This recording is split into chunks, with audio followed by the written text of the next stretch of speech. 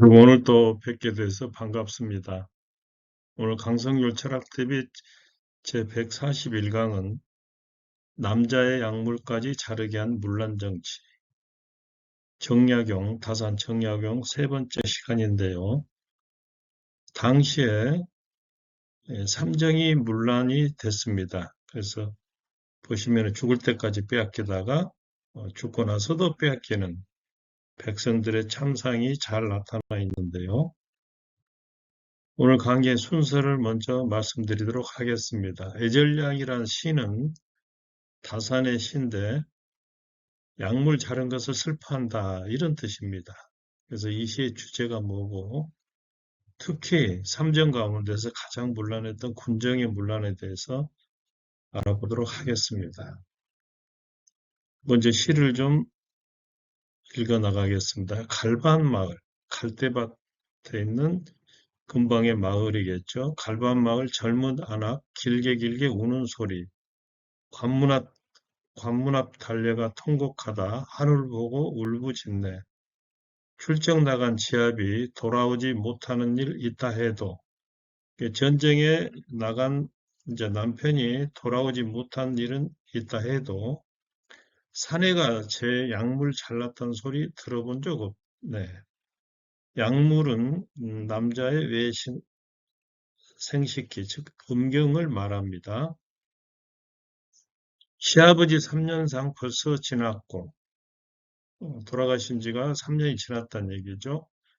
갓난아인 배냇물도 안 말랐는데 태네의 분비물도 아직 안 말랐는데 이 집 3대 이름 그러니까 시아버지, 남편, 아들 이름이 군적 오늘날 말하면 이제 병적이 되겠죠. 군적이 모두 실렸네. 억울한 하소연 하루에도 관가 문지기는 호랑이 같고 이정 말단 관리죠. 이정은 으르렁대며 외양간 소마저 끌고 갔다네. 전세와 이제 토지세와 군포, 황곡, 양식을 구워주고 높은 이자를 받았다고 합니다. 당시에. 남편이 칼 들고 들어가더니 피가 방에 흥건하네. 스스로 부르짖길 아이 낳은 죄로구나. 누에치던 방에서 고함 까는 형벌도 억울한데 누에치던 방은 궁형을 행할 때 좀 이 따뜻하게 해야 됐다고 그래요. 그래서 잠실처럼 이렇게 따뜻하게 했다고 합니다. 자, 그런데 민나라 자식의 커세, 민나라는 이제 중국 5호 16국 시대 때 지금의 포젠성 지역에 있었던 나라 이름인데 이 나라에서 사내 아이를 낳으면 커세에서 이웃의 강대국들에게 내시로 바쳤다고 합니다.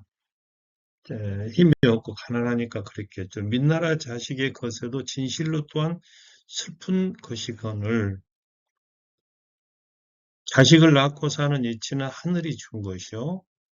하늘의 돈은 남자 되고 땅의 돈은 여자 되는 것이라. 여기 보면은 이제 양음, 숫암, 불물, 낮밤 이렇게 천지 플러스 마이너스 이게 이제 우주의 원리라는 거죠.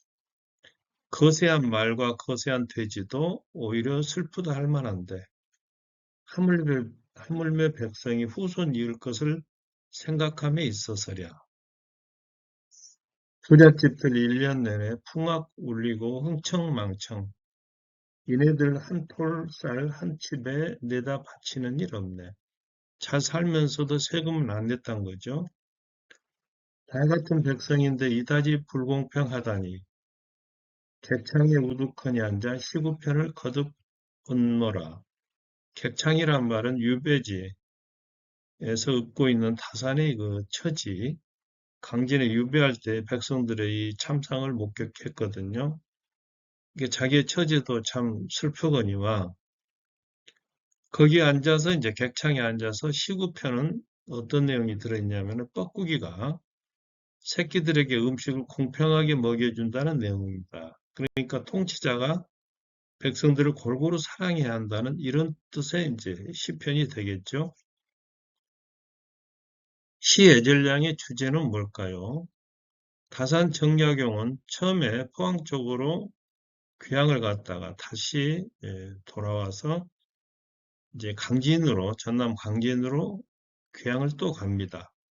이때 목격한 농민들의 참상을 한 시로 표현한 거라고 할 수 있겠는데요. 조선 후기 백성들이 과도한 군종으로 인한 고통을 못 견뎌 스스로 음경을 자른 남편을 보고 슬퍼하는 지어미를 그리고 있습니다. 그리고 이 시를 썼다는 것은 다산 자신도 백성들 입장에서 충분히 그럴 수 있다, 이렇게 공감했다는 얘기겠죠. 당시 조선 삼정의 문란이 얼마나 막장으로 심했는지를 알 수 있는데요. 또 역사 시험에는 이러한 삼정의 문란뿐만 아니라 세도 정치, 이런 것들이 지문으로 많이 출제된다고 합니다. 조선 말기의 세도 정치가 얼마나 극심했는지 잘 아시지 않습니까? 그러니까 정조, 영조, 종조 이후에도 순조, 헌조, 헌종, 그 철종까지 보면 안동 김씨, 풍양조씨, 안동 김씨, 이런 세력들이 조정을 지배하면서 정치가 혼란을 더했던 거죠. 삼정이라고 하는 것은 이제 첫째 전정, 밭이란 뜻이죠. 경작지에 부과하는 세금인데 소작농에게, 그러니까 지주가 그 세금마저 소작농에게 내도록 청가한 일이 있었다는 거죠. 군정은 이 시에서 보듯이 군포, 군대를 못 가면은 이제 거기에 대한 세금으로 포, 배 같은 거, 말하자면 세금을 다시 내는 거죠. 근데 이제 이 양정의 수, 군대를 안 가도 될 나이, 어린아이나 노인들까지도 인원에 넣어서 세금을 터무니없이 높여 받았다, 그런 얘기고, 황곡이란 말은 식량이 부족할 때, 춘궁기 때, 이럴 때 저장했던 곡물을 푸는 진율 제조인데, 이것이 이제 말하자면 한 섬 빌려오면은 두 섬, 세 섬을 갚아야 하는 고리대금업화 돼버렸다, 그런 얘기입니다. 군정이 얼마나 문란했냐면 황구첨정이라고 그래서, 황구는 노란 부리를 가진 어린 새, 그러니까 아주 어린아이에게도 병역에 대한 세금을 매겼다는 거고, 백골징포라고 하는 것은, 백골은 뭐예요? 이미 죽은 사람에게도 병역에 대한 세금을 매겼다는 거고, 또 희한한 게 강년체라고 그래서 원래는 16세부터 60세까지만 병역 의무를 지도록 돼 있는데 60세 이상의 노인들은 이제 오래 살았다고 그래서 억지로 이 나이를 내려서 또 군포를 징수를 했다는 겁니다. 오늘 강의를 정리해 드리도록 하겠습니다. 다산 정약용의 시 애절량은 당시 삼정이 문란했던 상황을 말하고, 또 관리들이 가렴 주고 또 가난을 못 이겨서 생식기까지 자르는 처참한 내용이 들어있습니다.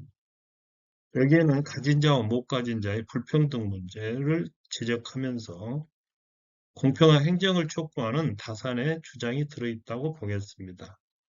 삼정문란의 삼정은 전정, 군정, 황국이 되겠습니다. 오늘 영상이 좋으셨다면 구독과 좋아요 부탁드리고 강성규 문학TV도 많이 시청해 주시기 바랍니다.